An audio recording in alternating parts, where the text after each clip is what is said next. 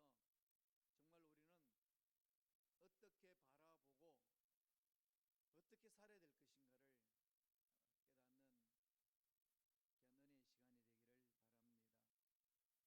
중국에 중산대학이라는 곳이 있습니다. 거기에 유천 교수가 계시는데 그분이 시력을 연구를 했습니다. 그래서 활동 공간에 따라서 변하는 원숭이의 시력이 어떤지, 그런 결국 사람들의 눈도 바라보는 것에 따라서 달라질 것이라는 그러한 제 문제 제기와 함께 원숭이를 통해서 시력을 연구한 겁니다. 원숭이 그룹을 세 그룹으로 나눴습니다. A조는 야생 동물원에 내놓고 활동하도록 그렇게 정하고, B조는 교실 크기의 공간에 원숭이를 넣어놓고 그 원숭이들의 눈이 어떻게 바뀌는지, 그 시력이 어떤 건지를 살펴봤습니다. C 공간은 좁은 우리 안에, 그 우리 안에 몇 마리 원숭이가 들어가서 움직일 수 있도록 그렇게 구성을 했습니다. 한 6개월 지나고 나서 시력 검사를 해봤다고 합니다. 참 재미있는 결과가 나왔습니다. 야생 동물원에 넣어놓은 A조 시력에는 변화가 없다고 그래요. 교실 크기만한 거기에 원숭이들은 약간의 근시 현상이 일어난다는 거죠. 그런데 C조는 심각한, 조그마한 우리 안에 들은 심각한 근시 현상을 일으켰다는 겁니다. 그래서 그분이 결론 내리기를 활동 범위에 따라서 원숭이 시력이 현저하게 차이가 난다. 활동 범위에 따라서 무엇을 어떻게 보고 어떻게 활동하느냐에 따라서 시력의 차이가 난다는 겁니다. 그리고 나서 이 세상에 있는 사람들이 시력을 쭉 살펴봤는데요, 그 시력을 보니까 시력의 차이가 참 많이 납니다. 몽골 사람들하고 에스키모인들이 주로 시력이 좋습니다. 몽골 사람들보다 에스키모인들이 더 시력이 좋다고 그래요. 몽골 사람들이 평균 시력이 얼마 되는지 아십니까? 3.0. 여러분 시력 어떤가요 지금? 안경 낀 사람 다들 마이너스로 내려가잖아요. 그리고 한국 사람 좋다고 그래도 2.0. 2.0 갖는 사람 거의 없습니다. 그죠? 그런데 몽골 사람들의 평균 시력이 3.0이고요.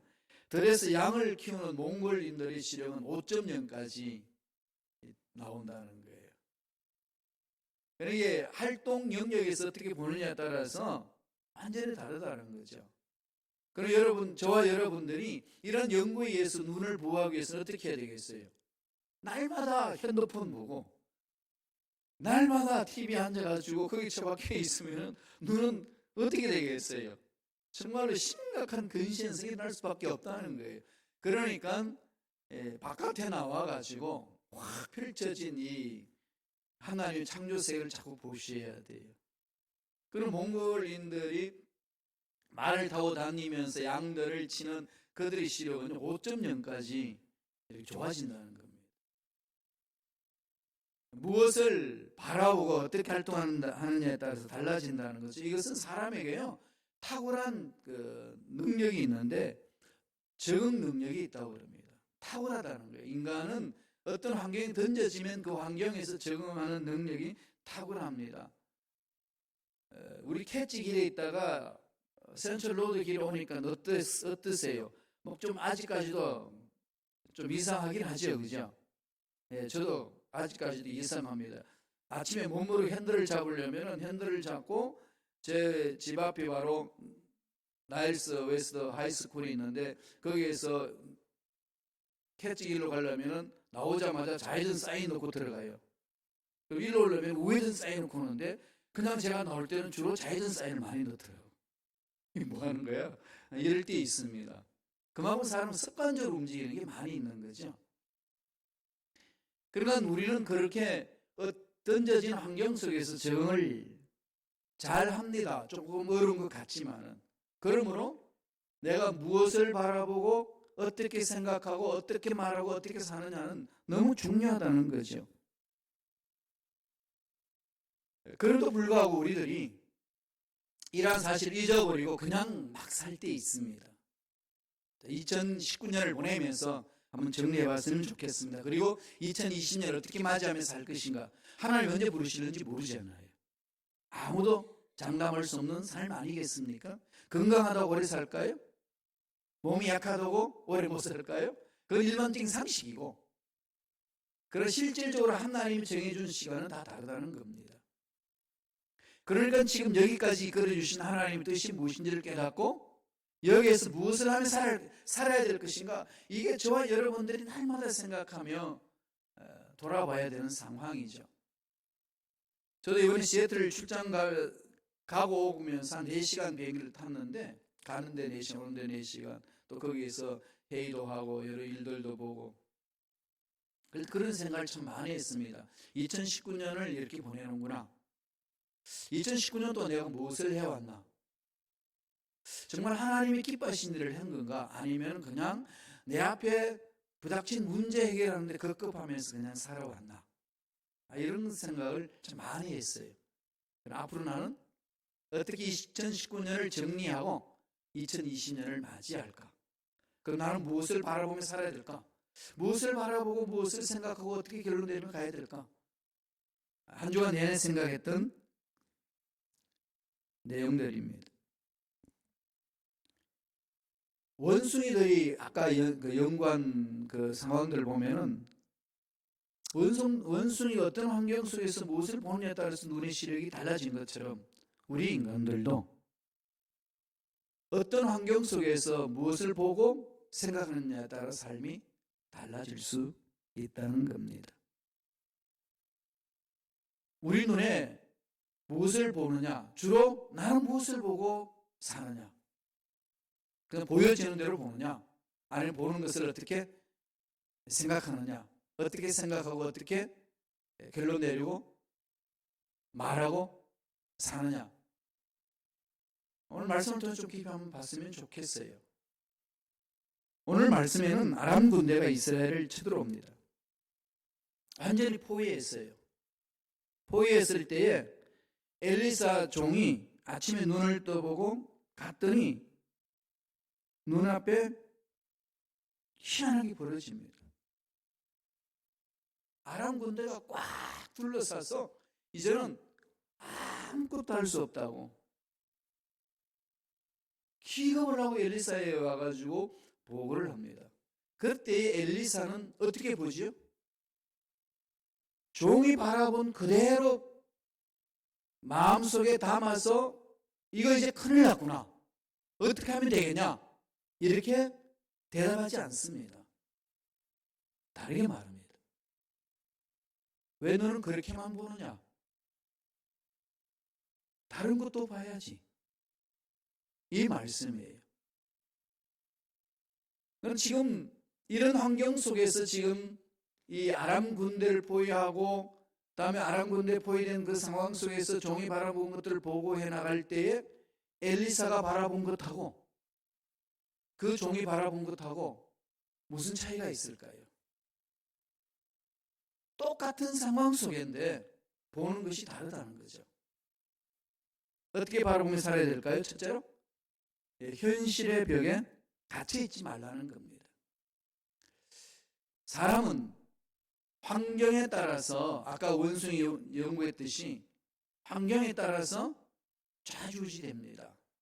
그게 자연인이 다 그래요.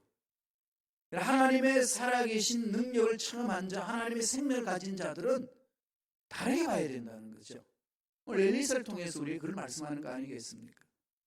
엘리사 종은 현실에 있는 그만 바라보고 호들갑을 떨고 이제 죽었다고, 이제 끝났다고 난리를 칩니다. 엘리사의 종이 본 것, 우리 다시 한번 바라보면서 나는 무엇을 보며 살 것인가 한번 돌아봤으면 좋겠습니다. 열왕기하 6장 15절입니다. 다 같이 한번 읽어볼까요? 하나님의 사람의 상환이 일찍 일어나서 나가보니 군사와 말과 병거가 성읍을 에워 쌓는지라 그의 사환이 엘리사에게 말하되 내 주여 우리가 어찌 하리까 하니. 이제 끝났다는 거잖아요. 이게 지금 아람 군대가 쳐들어와 가지고 포위했으니까 우리는 이제 살 길이 없습니다.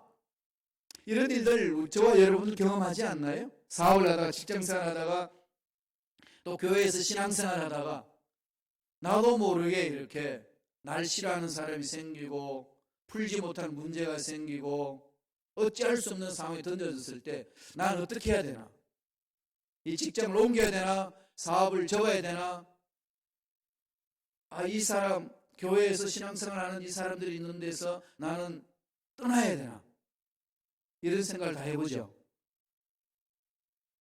안 해보셨어요? 네, 저는 그런 생각을 많이 해요. 정말 많이 합니다. 어떻게 하지? 어떻게 하면 좋을까? 어떤 상황 속에 던져졌을 때 내가 풀 수 없는 문제가 생기고 이 환경 속에서는 나하고 안 맞구나 라는 생각이 들 때는 그런 생각을 가져요. 어떻게 하나?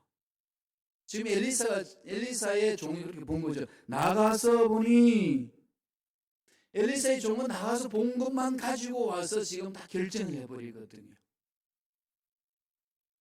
엘리사와 엘리사의 종의 차이는 뭘까요? 엘리사는 하나님의 신실함을 믿는 사람이고 종은 엘리사의 말에 따라서 움직이고 엘리사를 수종드는 사람입니다.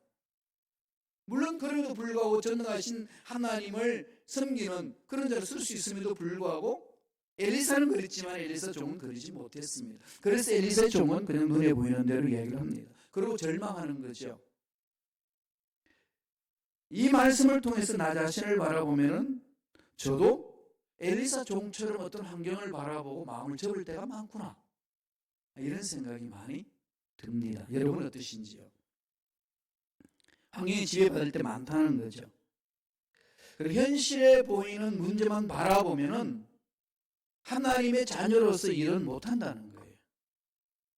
보통 사람은 그럴 수 있겠지만은 하나님 믿는 사람은 다르게 볼 수 있어야 된다는 겁니다. 왜 그렇죠?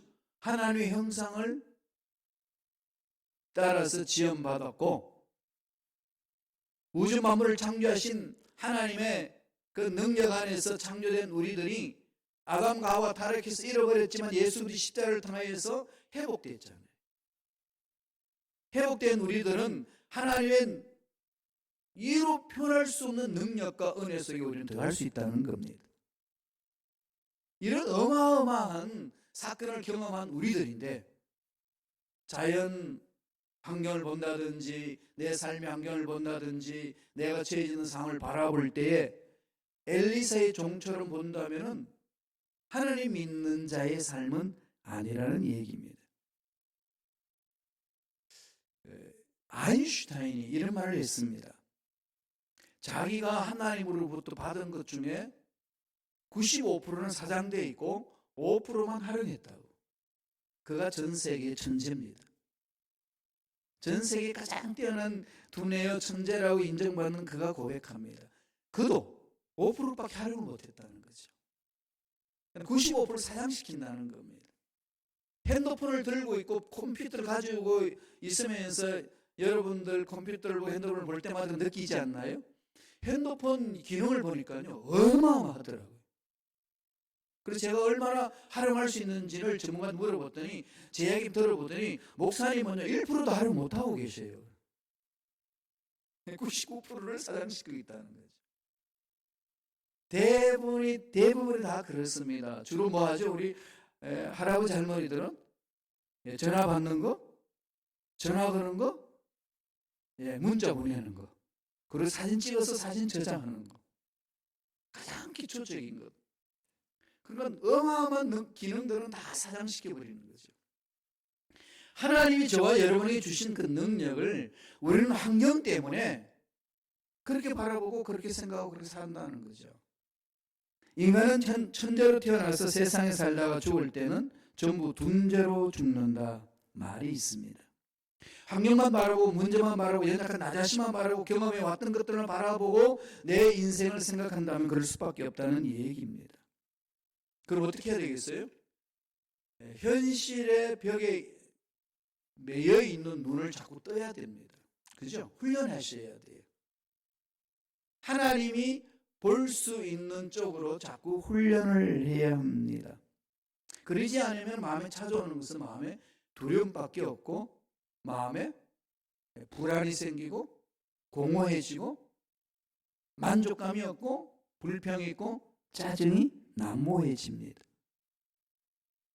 사람의 몸에 감기가 걸리면 몸에 힘이 없어지잖아요. 자신감도 없어지고 만사가 다 귀찮은 그런 상황을 경험하지 않습니까? 마음의 두려움은 꼭 사람 몸에 생기는 감기가 같다고 그랬습니다. 그 두려움 때문에 도전도 못하고 하나님이 나를 통해서 하시고자 하신 일이 무엇인지를 바라보지 못한다는 거죠.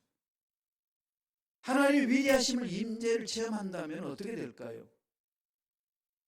하나님이 살아계셔서 임재하는 그곳에는 귀신이 같이 있을 수 없습니다. 거룩하신 하나님의 능력이 있는 곳에는 문제와 함께 같이 있을 수 없습니다. 문제는 해결되는 거고 막혀진 것은 뚫리는 역사가 일어난다는 겁니다. 그러므로 하나님의 사랑과 능력 은혜가 있는 그곳에는 내 마음속에 뭐가 있을까요? 샬롬이 있는 거, 평안이 있는 거죠. 기쁨이 있습니다. 그러면서 요한 1서 4장 18절에 요한이 이렇게 이야기를 합니다. 다 같이 우리 큰 목소리로 한번 읽어볼까요? 다 같이 읽습니다. 사랑 안에 두려움이 없고 온전한 사랑이 두려움을 내쫓나니 두려움에는 형벌이 있음이라. 두려워하는 자는 사랑 안에서 온전히 이루지 못하였느니라. 두려워하는 자는 사랑 안에서 온전히 이루지 못한다. 예수 믿으면서 하나님 자녀가 됐는데 문제를 해서 두려움이 생기고 환경에 의해서 두려움이 생기는 것은 하나님의 자녀로서 올바르게 사는 삶의 자세가 아니라는 이 얘기입니다. 요한이 그렇게 분명히 밝혀주는 거죠. 두려워하는 자는 사랑 안에서 온전히 이루지 못하였느니라. 하나님은 독생자를 아끼지 않으셔 주셨고 예수님은 우리를 위하여 생명도 아끼지 아니하여 십자가에 돌아가셨습니다. 자기 몸을 내어주시는 사랑으로 우리와 함께 해주셨습니다. 그럼 우리는 그분만을 집중해 나갈 때 어떤 환경이 와도 두려워하지 않을 수 있는 그런 자로 쓴다는 거죠. 잠언서 29장 25절에 이런 말씀을 합니다. 사람을 두려워하면 올무에 걸리게 되거니와 야훼를 의지하는 자는 안전하리라. 우리 한국 사람들은요, 유교 문화권에 있잖아요. 그죠? 남이 날 어떻게 보나. 이게 너무나도 지나친 겁니다. 그러니까 어떤 회의성에 가가지고 질문하라고 그래도 질문을 안 해요. 오바마 대통령이 세계 기자들 다 불러놔 놓고 자기의 해야 될 일들을 이야기해주고 비전을 이야기를 합니다. 그러면서 아시아에서 있는 사람 중에 한국 사람을 지명했어요. 기자들. 여기 한국 사람 기자들이 있는데 당신들의 목소리를 한번 내달라고. 질문해달라고. 그랬더니 어떤 일이 일어났을까요? 침묵은 금이다. 조용히. 그러니까 분위기가 이상하잖아요. 그래서 오바마가 다시금 이야기합니다. 자유롭게 이야기할 수 있으니까 우리는 직접 아시아 중에 한국에 있는 사람의 기자들의 소리를 듣고 싶습니다. 여기 기자분 중에 한번 해주세요. 다시 한 번 더 강조해서 꼭 집어서 이야기를 해줍니다. 그리고 카메라가 그 중중 속에 한국 사람들 쭉 들었습니다. 다 그냥 눈만 멀뚱멀뚱하고 가만히 있어요. 이게 우리 문화죠. 이 교육, 에듀케이션이라는 말은 에듀카레, 라틴어로 나오는데 그것은요, 원뜻은 속에 있는 것을 바깥으로 끄집어낸다 이 말이에요.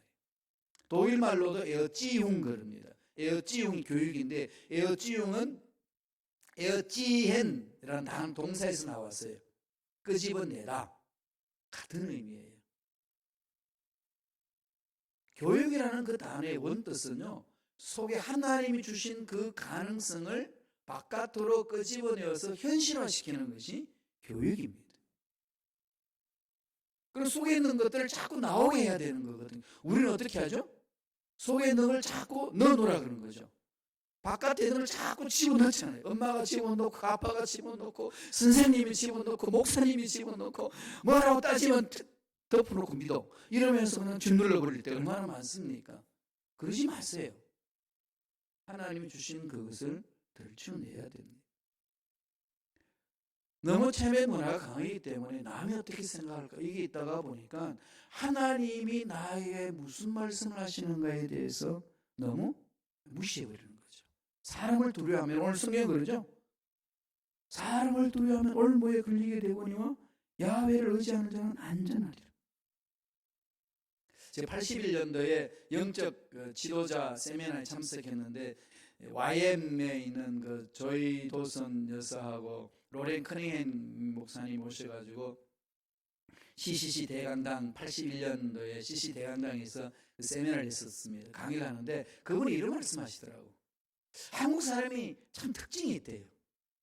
한국 사람이 특징이 있는데 그 한국 사람들 보니까 하나님을 두려워하는 것보다도 사람을 더 두려워하는 것 같더라고. 그러면서 한국 사람이 꼭 필요한 말씀이 잠언서 29장 25절 말씀이라고. 사람을 두려워하면 올무에 걸리게 되거니와 야훼를 의지하는 자는 안전하리라. 이 정치인들 속에 파고 들어가 있잖아요. 그죠? 우리가 남이가 이거 하나로 그냥 정치를 다 그냥 한쪽으로 몰고 가지 않아요. 남 아니면 어떻고 남이면 어때요? 똑바로 보고 똑바로 찍어주면 되지. 이런 부분들이 분별력이 없다가 보니까 사회 공동체의 부패가 만연하고 문제가 하나님 기뻐하시는 일을 못한다는 거죠. 어려움이 많습니다. 명심합시다. 눈에 보이는 것을 따라 생각하고 말하고 행동하는 것에서 벗어나서 이런 환경 속에 던져준 하나님 뜻이 무엇인지, 하나님이 왜 나에게 이런 문제를 주셨는지, 왜 이런 것을 보게 해주셨는지 생각해야 된다는 거죠. 현실의 장벽이 같이 있으면 안 됩니다. 소극적이 되는 거죠. 모든 게 두렵기 때문에 귀찮은 겁니다. 도전하기도 싫고 활동하기가 싫은 거죠. 괜히 나 혼자서 나서서 힘들고 그런 일을 할 필요가 뭐가 있냐. 이런 것들이 너무 많이 있습니다. 하나님의 생명을 가진 자의 삶은 그렇게 살아서는 안 된다는 거죠. 두 번째, 그럼 어떻게 해야 될까요? 우리가 함께 계시는 하나님을 바라보라는 거예요. 하나님을 바라보라. 중요한 건 거기에 있는 거죠. 하나님께 집중하는 겁니다. 히브리서 3장 1절에도 예수를 깊이 생각하라. 히브리서 12장 2절에도 믿음의 주여 온전케 하신 예수를 바라보라. 현실을 바라보면서 늘 우리 바라봐야 될 눈은 나를 창조하신 하나님, 나를 여기까지 이끌어주신 하나님께 집중해야 된다는 겁니다. 물론 우리는 땅에 발을 딛고 살지만은 땅에 발을 딛고 사는 우리들은 땅에서 솟아난 존재가 아니라 하나님의 계획이 있고 뜻이 있기 때문에 보내주신 존재예요. 그리고 이 땅을 다스리라고 보내주신 존재입니다. 그러나 이 땅은 이미 아담과 하와가 타락해가지고 다 왜곡되어 있어 뒤흔들려 버렸습니다. 흔들리는 터전이에요. 흔들립니다. 이 흔들리는 터전 속에서 저와 여러분들은 어떤 결단을 하고 살아야 되느냐? 나를 보내주신 하나님께 집중해야 된다는 거죠. 순범 시카고 교회가 여기 왔습니다. 여기 와서 하나님이 우리로 하여금 신앙생활을 하게 하신 뜻을 이제는 마음판에 새겨야 되죠. 어떻게 하나님을 바라보며 됩니까? 엘리사 종이 아람 군대가 포위해가지고 꽉 둘러싸고 있으면 너무 두려워가지고 고통스러워합니다. 이제 죽었다는 거죠. 그때 엘리사가 그 종에게 말해줍니다. 환경 속에 두려워하고 환경 속에 힘겨워하고 환경 속에 짜증내고 있는 저와 여러분에게 하나님이 똑같은 말씀으로 주시는 말씀이에요. 다 같이 읽어볼까요? 열왕기하 6장 16절입니다. 다 같이 천천히 읽겠습니다. 대답하되 두려워하지 말라. 우리와 함께 한 자가 그들과 함께 한 자보다 많으니라고. 그는 종이 바라보는 눈하고 엘리사가 바라보는 눈하고는 똑같은 눈을 가졌는데 다르잖아요. 똑같은 상을 바라보는데 다르게 바랍니다. 이게 하나님을 신뢰하는 자와 하나님의 능력을 바라보지 못하는 자의 차이점 아니겠습니까? 이건 우리 신앙생활은 너무 중요한 거죠. 이렇게 말하고 있는 김 목사는 날마다 하나님을 신뢰하면서 바라볼까요? 그래서 얼마나 좋겠어요. 이런 문제로 저런 문제로 이렇게 막 흔들릴 때 참 많습니다. 정말 흔들리는 터전이라는 것을 많이 느껴요. 그럴 때마다 많이 외칩니다. 하나님, 언제까지 이렇게 살아야 됩니까? 이게 종답지 않는데 그냥 빨리 내려놓고 평면으로, 범인으로 좀 살았으면 좋겠습니다. 이게 많아요. 우리 동료 사람들 물어보니까 많은 이 목회자들이 그러더라고요. 말씀을 볼바로 쓰려고 몸부림치면 칠수록 다 빨리 내려놓고 싶다. 하나님이 스탑만 해주시면. 이런 게 있어요. 늘 얘기하는 거지만은 전 한국에 있을 때 65세 다 끝내려고 그랬어요. 지금 제가 61세잖아요. 4년 남은 거거든요. 다 끝내려고 그랬는데 그 계획이 다 뒤집어졌어요. 이 시카고홈에 따라서. 그래서 날마다 하나님 이거 나의 계획은 어디로 갔나요? 그래서 제가 원래 계획했던 것 버스 농장 하려고 그랬다고 했잖아요. 버스 농장하고 사업해서 그 돈을 모아가지고 내가 이 신 아카데미를 세워서 후학들을 양성하고 좀 그렇게 해야 되겠다 했던 게 다 허물어졌어요. 그런데 그 미련이 있었어요. 아직도 책은 책꽂이 꽂혀 있습니다. 버섯 재배 방법 뭐 등등 책들이 있어요. 가끔 그 점에 보기는 합니다. 이런 상황 속에서 우리들이 저와 여러분들이 봐야 될 게 뭘까요? 계획이 차질이 생겨서 뒤집혀져서 내 인생 뭐야? 이럴 수 있잖아요. 그죠? 흔들립니다. 흔들리는 터전 속에서 저와 여러분들이 차고 나갈 수 있는 길은 나를 창조하시고 여기까지 이끌어주신 하나님을 집중하라는 거죠. 잘 몰라요, 우리들은. 그러나 하나님은 너무나도 잘 아시기 때문에 가장 올바른 방법으로 이끌어 주신다는 거죠. 사도 바울도 로마서 8장 26절에 우리가 무엇을 의지하며 살아야 될 것인지를 가르쳐 줍니다.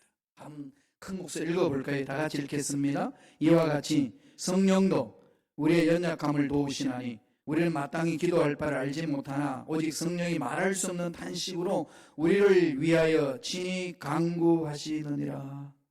성령도 우리 연약함을 도우신, 성령이 우리를 도와주시잖아요. 우리가 마땅히 기도할 바를 잘 몰라요.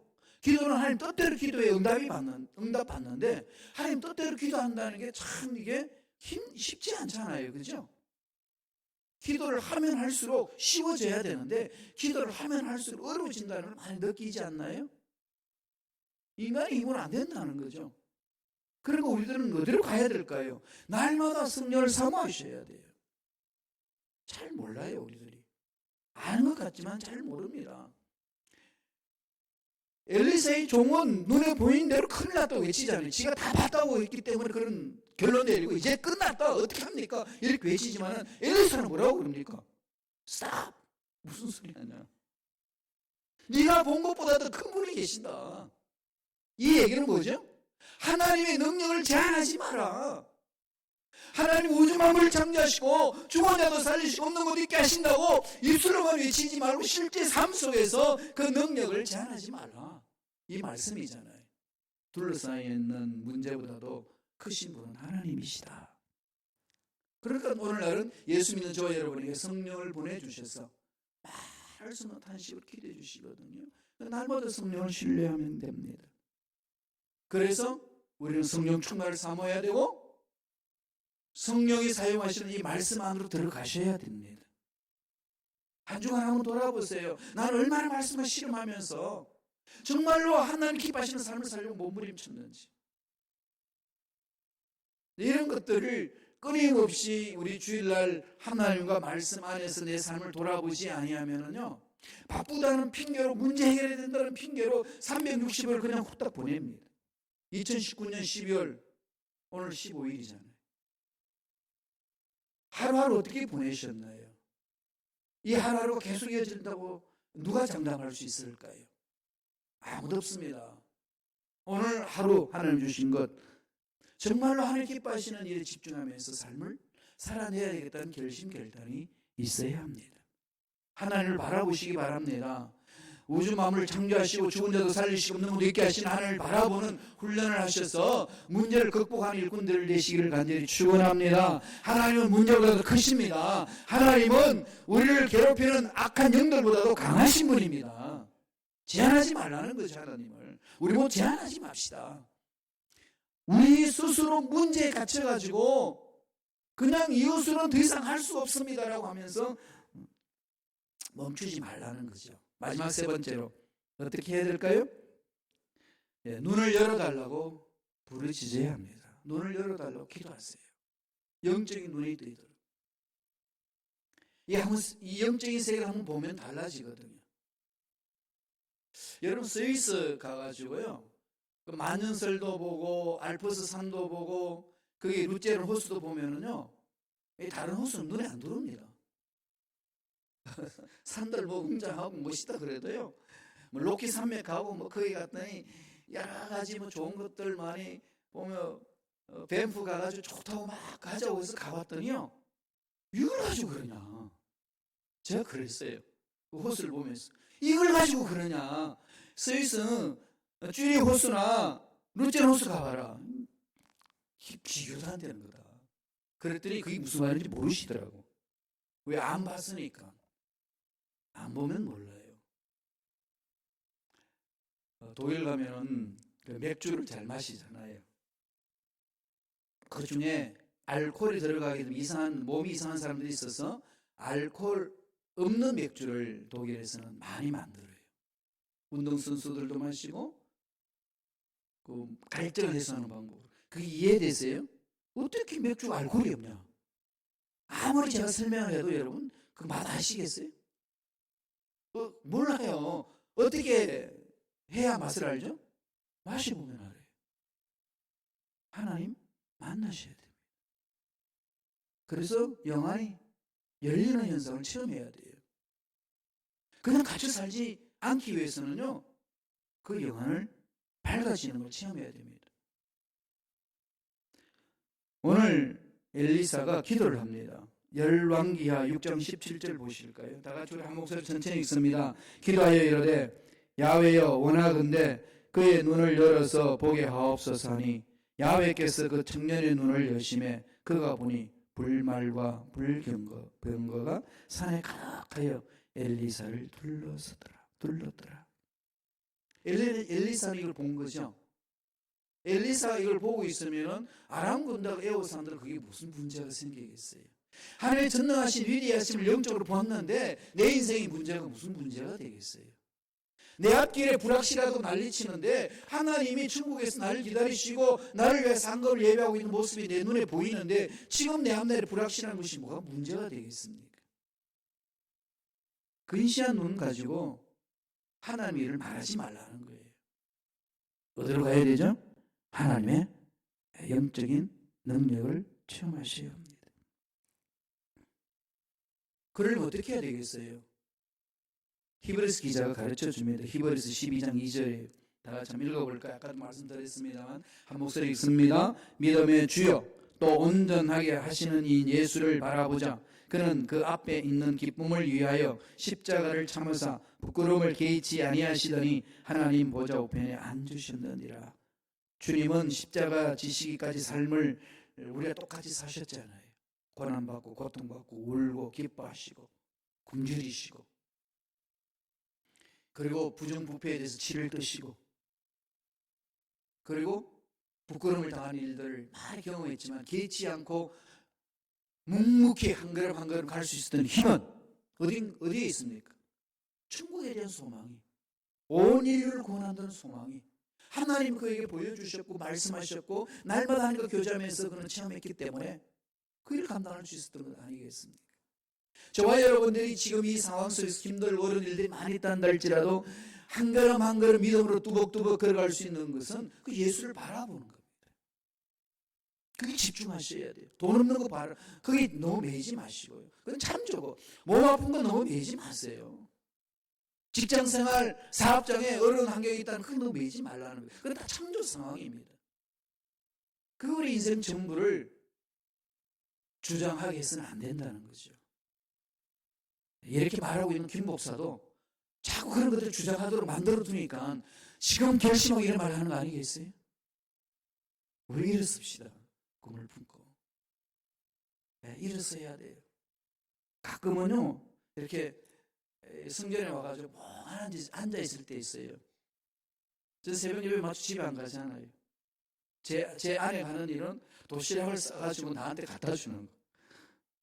그래서 저는 이 일식이에요, 일식이. 집에서 하루 밥 먹는 거. 가끔은 영식이 될 때도 있습니다. 그러면서 이제 아내한테는 자유를 주는 거죠. 그동안 나로 인해서 매일마다 했으니까 내가 자유를 주라. 자유 부인이 됐어요. 자기가 하고 싶은 거 마음대로 해요. 그래서 공사 다 망해요. 그래서 점심 때 밥 먹으려고요. 집에 가려면 꼭 전화해야 돼요. 부인 어디 계시나요? 지금 가서 밥을 먹을 수 있나요? 그렇게 결제 떨어져야 돼요. 나 지금 바깥에 있어. 밥은 알아서 하시오. 이렇게 나오면 어떻게 하겠어요? 알아서 해야 됩니다. 자유를 주는데요. 아침에 오면은 밥 도시락을 줘. 그걸 먹고 계속 교회에 있습니다. 교회부터 살려고 결심했어요. 끝을 내보자, 교회에서. 하나님이 어떻게 사용하시고 우리 교회를 어떻게 이끄시는지 체험하는 게 저의 산 목적 아니에요. 이게 안 되면 제가 여기 있어도 일 하나도 없고요. 그죠? 그럼 제 좋은 거 찾아가야 되지 그럴 이유가 뭐가 있겠어요? 하나님 만나주셔서 하나님 만져주셔야 뭔가 일이 되는 거지. 그거 없이 혼자 몸부림 핀다고 될까요? 사람들이 많이 모여가지고 목사님 합시다. 그러면 일 될까요? 아니에요. 그건 아니에요. 사람 많이 모이나 안 모이나 중요한 거 아니에요. 중요한 건 하나님이 나를 통해서 뭘 하기를 원하시는지, 이게 중요한 거죠. 저와 여러분도 마찬가지입니다. 여러분도 마찬가지 아니겠어요? 그죠? 네, 그렇게 가려면 날마다 예수를 바라봐야 되고 말씀 위에 써야 돼요. 그렇지 않으면요, 여기 앉아서요, 천정 보고 천정은 높다, 감격했다. 요새는 이제 그것도 이제 사라지잖아요. 그죠? 그런 감격도 이제 사라지고 적응하지 않아요. 지금 내가 뭐 하고 있나? 이럴 때 많습니다. 그럴 때 붙드는 건 뭘까요?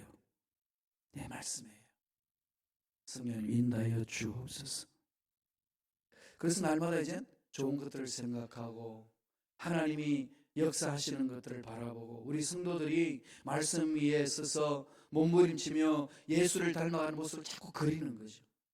자꾸 머릿속에 그립니다. 여러분 그거 안 하고 싶어도 이제 안 할 수 없을 거예요. 날마다 좀 그걸 그리고 기도하고 성령님께 고해요. 그럼 성령님 여러분들을 한 사람 한 사람 만져주실 겁니다. 성령이 만지시면 여러분 피할 길이 있을까요? 마음속에 소원이 일어날 겁니다. 말씀 속에 들어가야 되겠구나. 예수를 닮아야 되겠구나. 내 영혼을 밝게 사는 너를 향하신 일이 무엇인지를 내가 체험해야 되겠구나. 마음속에 일어날 겁니다. 기도하면요 그런 뜨거움이 있어요. 빌립보서 2장 13절을 보세요. 다 같이 한 목소리 읽습니다. 빌립보서 2장 13절 읽습니다. 너희 안에서 행하신 이는 하나님이시니 자기 기쁘신 뜻을 위하여 너희에게 소원을 두고 행하게 하시나니.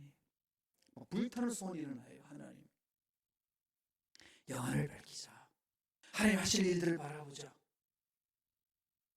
하나님이 주신 이 한 번밖에 없는 인생에 정말로 하나님을 기쁘시게 하는 삶. 그저 문제에 급급하고 그저 사는 것에 급급하고 그저 이 생활의 시간에 쪼들려서 내 인생을 던지는 그런 삶이 아닌, 아무리 바쁘고 힘들고 어려운 일이 있어도 하나님이 기뻐하시는 일에 마음을 집중할 수 있는 믿음의 일꾼.